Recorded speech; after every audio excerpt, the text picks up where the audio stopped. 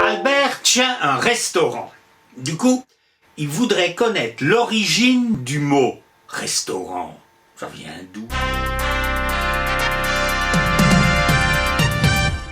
Tout part du latin restaurare qui veut dire réparer et qui donnera le français restaurer.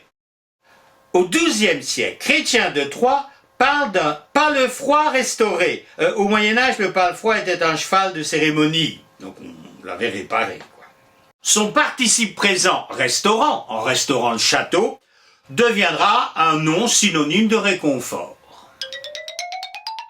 Agrippa d'Aubigné nous explique qu'Henri IV, pour payer ses soldats des labeurs intolérables de la guerre, pensait leur donner un restaurant en leur promettant une bataille. Il pensait leur donner un réconfort.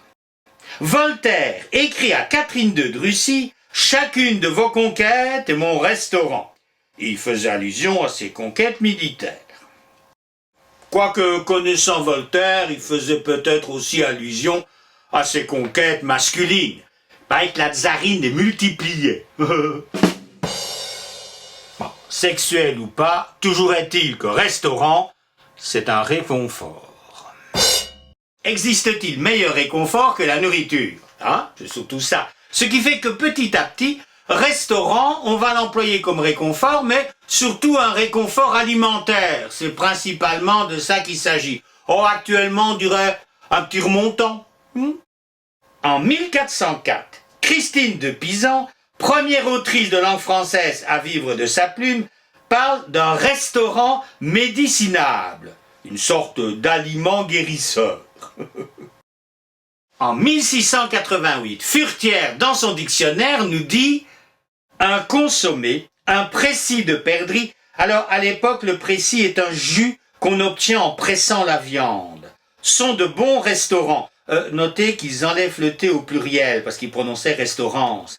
Le vin, l'eau de vie, les potions cordiales sont de bons restaurants pour ceux dont les esprits sont épuisés. Et notez au passage qu'il avait utilisé le Z pour indiquer le son « et ».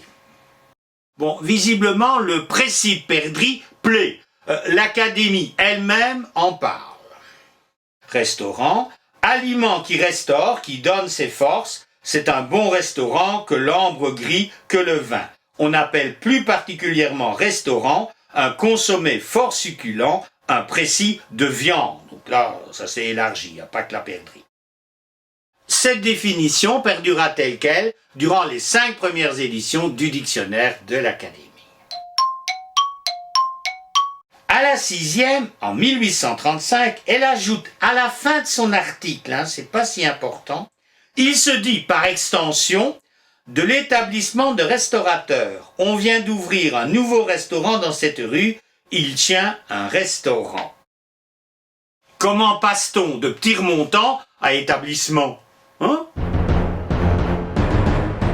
En 1782, Pierre Le Grand d'Aussy nous l'explique dans son Histoire de la vie privée des Français, où entre parenthèses il ne parle que de bouffe. C'est un établissement qui a eu lieu à Paris vers 1765 et qui fut imaginé par un nommé Boulanger, lequel demeurait rue des Poulies, on a même l'adresse. Sur sa porte, il avait mis cette devise « Venite ad me, omnes qui stomaco, laboratis et ego restaurabo vos ». Alors on va le traduire « Venite ad me, venez à moi, omnes tous ceux qui stomaco laboratis, dont l'estomac travaille, et ego et moi, je vous restaurerai. » Monsieur d'Aussy précise, Boulanger vendait des bouillons ou consommés. On trouvait même chez lui à manger quand on voulait. Il donnait des volailles au gros sel avec des œufs frais, et tout cela était servi proprement sur des petites tables de marbre connues dans les cafés. À l'époque, il y avait 2 F à café, comme en Espagne. À son imitation, s'établirent bientôt d'autres restaurateurs. La nouveauté, la mode et peut-être même leur cherté les accréditèrent. En plus, c'était pas gratuit.